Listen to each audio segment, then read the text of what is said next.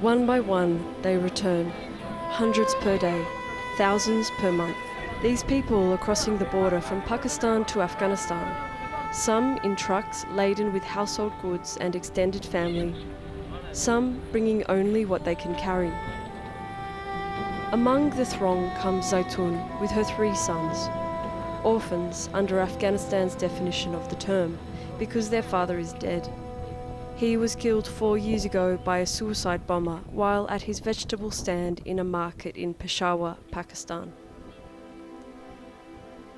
Zaitun's eldest son, Riaz, now 12, was expected to help earn money for the family. He sold flowers on the street, but she says it wasn't enough and they were struggling. Still, Pakistan was home. Zaitun and her sons were born there and had never lived in Afghanistan.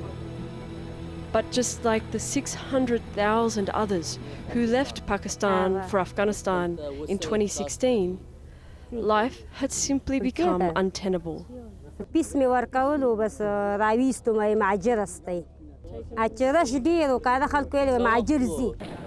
So Zaitun sold their furniture to pay for the small truck to bring them to Afghanistan.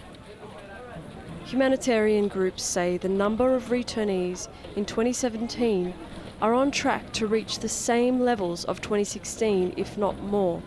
Here at the Torkham border, the number of returnees coming from Pakistan has reached such an amount that the humanitarian agencies have built a new road and a transit centre with proper infrastructure to deal with the number of people coming through every day.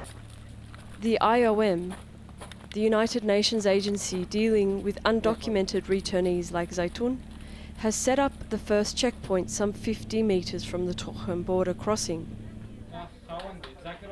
Zaitun registers her family's arrival at the reception centre with a series of paperwork and medical checks. Meanwhile, her son's first lessons in their new reality begin while they wait for her. It's all about the risks of landmines and unexploded bombs. From there they drive about 5 kilometres down the road to the IOM Transit Centre. Here, more paperwork awaits, but there's also some food, a small cash grant for transport, the lessons on landmines again, and at least a month's worth of basic food supplies. The supplies won't last long, but they have nothing, so they take it all. We say returnees because Afghanistan is their native country, but for many people they're returning to a country that they barely know. A lot of people left 20, 30 years ago during the Soviet-Afghan War. Their children, their grandchildren were born in Pakistan. And in some cases I've met families whose children don't speak Pashto, the language in this region. They're speaking Urdu. So it's a very steep challenge to reintegrate and come back to communities where they may or may not have family connections. Certainly in most cases they don't have land, they don't have jobs lined up ready for them. For Gulzaman's family, who moved to Afghanistan in early 2017, the IOM supplies and the support are long gone. None of Gulzaman's 12 children or their families have ever lived in Afghanistan. Luckily, they have some relatives with a home in a district called Besud near Jalalabad city. However, space is tight.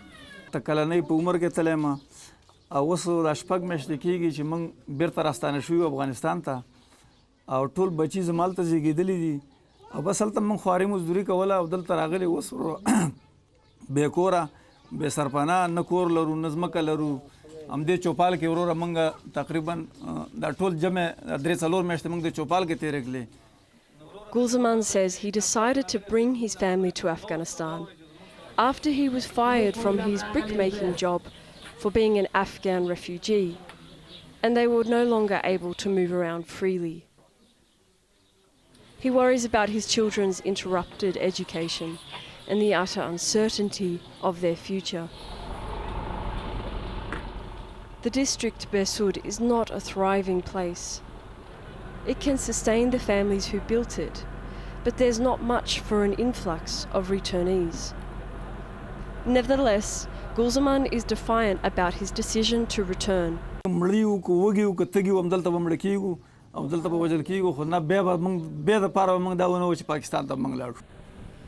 This tone is not unusual. Nezamuddin, a beekeeper in Pakistan for 35 years, speaks with a similar conviction that returning was the best for his family, despite the fears for the future. He has settled his family of 9 children and their children far on the outskirts of Jalalabad in Sorkhud district. It looks desolate. It has no roads, almost no infrastructure, and almost no resources available. However, the space has allowed Nezamuddin to snap up some land, and a community of returnees appears to be growing. Nezamuddin and his family were lucky enough in some respects to be considered documented refugees, which meant that they received a cash grant when they arrived from the UNHCR, which has allowed them to build some kind of settlement, these walls that we see here. However, that is only a one-off payment, and the future of their lives here in Afghanistan depends largely on resources, jobs, and of course schooling, which for Nezamuddin and his children, the main concern here is what is the future for his children. Nezamuddin says despite the lack of access to education and to resources here, he is just relieved to now have left Pakistan. بده وضع کوله ښه سلوک یې نه کوو هر وخت کې خلک به یې نیول او تاڼو ته کول به مطلب د تنګولي و بیا یې تاڼه کې د پیسې واغستلی و بیا به یې 2-3 ورځو له راپرېښود بیا بله ورځ بیا بهرحال بیا به یې نیول دا واړه ماشومان دا به یې نیول په گاړو کې اچل به هلته به وړل تاڼه کې بیا به ایسته مونږ بس خلک تنګ شو نو په دې مجبورۍ په خاطر باندې ایسته مونږ لوره کې که خپل وطن هم دی که ښه او که بد یې ځي چې ځو. It's not good. Afghanistan is facing its toughest year of conflict in 16 years. The number of civilian casualties is expected to break another record this year, with more city centres experiencing massive attacks, underlining just how deadly and widespread the violence is getting. The security forces are struggling to maintain both territory and morale. It's a situation that has immigration researchers like Lisa Schuster in disbelief that Afghanistan is being forced to repatriate such a high number of people at this time. When we're talking about survival for most of these people, we're actually talking about most of these people not knowing where tomorrow night's dinner is going to come from. So it's extremely precarious. In terms of large numbers, let me give you a little context. 2015, close to 1 million people arrived in Europe, a continent with 500 million people, some of the richest countries in the world. Afghanistan has a population of 30 million. It's one of the poorest countries in the world, and it's received the same number. In fact, it's received the same number in terms of returnees from Pakistan and Iran at the same time as it has close to 2 million people internally displaced. Afghanistan depends heavily on foreign aid to sustain its economy, and the increasing number of returnees is putting a heavy strain on resources. تقاضای ما از جامعه جهانی همی بوده که حمایت کنن بخش مهاجرین و بخش عودت کننده ها را. خب تنها بحث مهاجرین نیست، بحث های حکومت افغانستان نیاز داره برای کمک های جامعه جهانی در عرصه های مختلف. ببینید تقریبا 1 میلیون عودت کننده را ما سال 2016 داشتیم. هرگاه برای هر کدام از اینها، برای هر فرد از این، ما اگر $100 نیاز داشته باشیم 100 میلیون دلار میشه که طبیعی است که حکومت افغانستان از بودجه ملی برش سخت خواهد بود تا بپردازه. The humanitarian agencies working at the coalface of migration from Pakistan have been amazed at the number of people returning. The UN has warned that when combined with the more than 1.5 million people who are already internally displaced, Afghanistan risks a humanitarian crisis. And when you look at the fact that 2016 was also a record year for internal displacement, you have really substantial challenge in integrating all of these people who have been moved mostly to the urban centers and are putting a pretty considerable strain on the resources that are already limited. There's a number of different things that can happen. One is people will come and they simply won't be able to settle or survive, so they will leave again. There's also the risk that there will be increased conflict as more and more people are competing for fewer and fewer resources.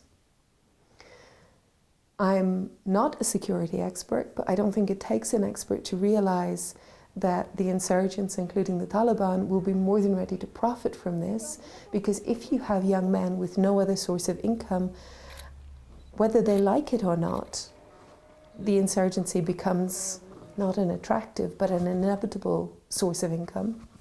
I think that's a real problem. More worrying is you will have a generation of children who will be growing up without an adequate education. We will see a return to the really high levels of maternal mortality and infant mortality that existed in Afghanistan not too long ago. So the strain on this fragile country is enormous. For people like Zaitun, these big picture possibilities are not her concern. She focuses on what she can do for her sons within her means.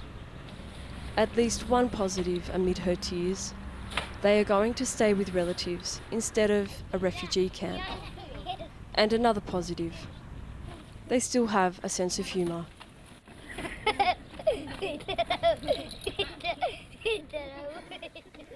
For Assignment Asia, I'm Catherine James in Afghanistan.